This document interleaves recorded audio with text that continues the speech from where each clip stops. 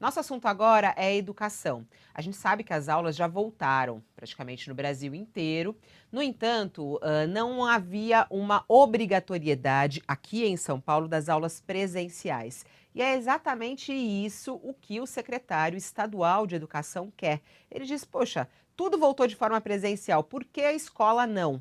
E aí, São Paulo deve determinar ainda hoje, o governador de São Paulo, João Dória, deve fazer esse anúncio logo mais, que os alunos, tanto de escolas públicas quanto privadas, deverão voltar de forma presencial às aulas a partir da próxima segunda-feira.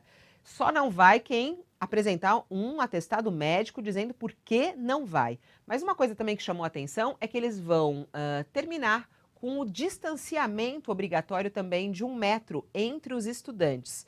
Bom, não sou eu que vou comentar sobre isso, é o nosso médico colunista aqui do UOL News.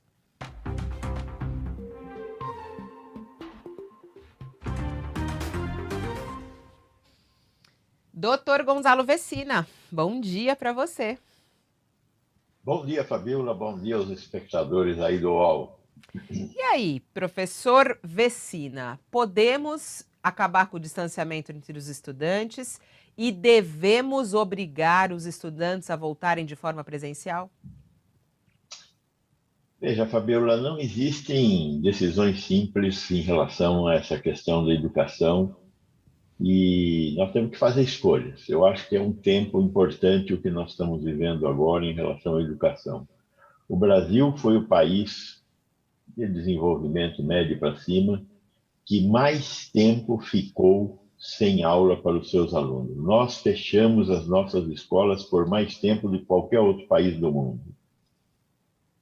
O prejuízo que as nossas crianças e os nossos adolescentes estão tendo do ponto de vista social e educacional, é importante lembrar que a escola não é um lugar para aprender a ler e escrever apenas. Principalmente, a escola é um lugar onde as crianças e os adolescentes aprendem a viver em sociedade. É um espaço de socialização. E essa questão da socialização não é algo que se recupere com aulas de recuperação, com provas adicionais, etc. Aí existem perdas, algumas talvez irrecuperáveis. Então, é tempo de voltar às aulas. O distanciamento e o risco. Não existe, no momento de uma pandemia como essa que nós vivemos, o risco zero. Com relação ao distanciamento, muitas das nossas escolas não estão preparadas. O que eu acho é que a Secretaria Estadual e as secretarias municipais de saúde deveriam ter o bom senso, neste momento, de determinar que a gestão da pandemia em cada escola seja individualizada na escola. Quer dizer, o diretor e o grupo de professores, eventualmente também com a associação de pais e mestres, né, faça a gestão local dos riscos que estarão sendo corridos. É óbvio que a coisa mais importante numa escola que vai reabrir é a questão da ventilação, a formação de aerosóis. Em segundo lugar, são as questões relativas à higiene. Nós temos problemas nas nossas escolas. Pelas estatísticas que nós tivemos acesso, cerca de menos de 30% das escolas têm condição para garantir, por exemplo, essa questão do distanciamento, 1 metro entre alunos. Eu acho que está na hora da gente correr alguns riscos e o 1 metro em muitos lugares não poderá, na maioria dos lugares, não poderá ser respeitado.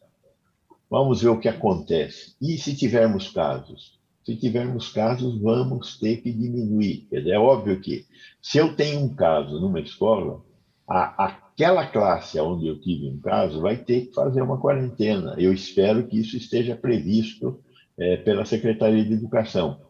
Classes com casos, quarentena de 14 dias. Por quê? Para não existirem, não pipocarem mais casos, porque é natural que pipoquem mais casos.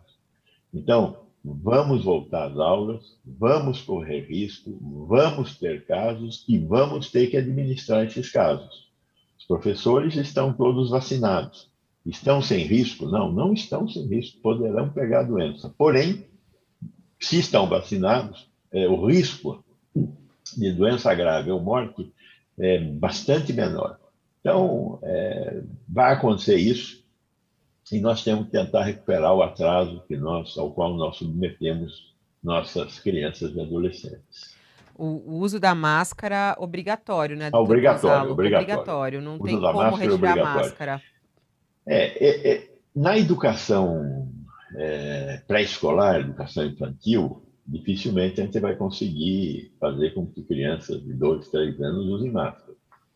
Mas na educação acima de 5 anos, sim, o uso da máscara deve ser obrigatório. Essas crianças já estão adaptadas, por assim dizer, embora não seja uma coisa fácil, ao uso da máscara. É muito interessante, doutor Gonzalo. Eu estava até conversando com uma professora. Até o uso da máscara, ele traz uma repercussão na educação das crianças de uma maneira muito forte. Por exemplo, a minha filha está em fase de alfabetização. O quanto a fala é importante nesse processo de alfabetização e as crianças não conseguem ver outras crianças, tem crianças com dificuldade de aprendizado por causa disso, porque o uso da máscara atrapalha, né? Não conseguem ter essa troca. Que difícil tudo isso, que difícil, né? É muito duro. Mas nós temos que passar por isso. Temos. Infelizmente, a natureza nos presenteou com essa É, pandemia. com certeza. É óbvio que nós vamos ter que aprender a lidar com ela, faz parte da vida, e tentar também evitar que num futuro qualquer tenhamos que conviver com outras pandemias, uma vez que a pandemia é fruto da destruição que o homem causa na Terra. Como fazer para aprender a viver melhor na Terra e diminuir estes riscos? É o desafio que todos nós temos que É enfrentar na isso. nossa sociedade.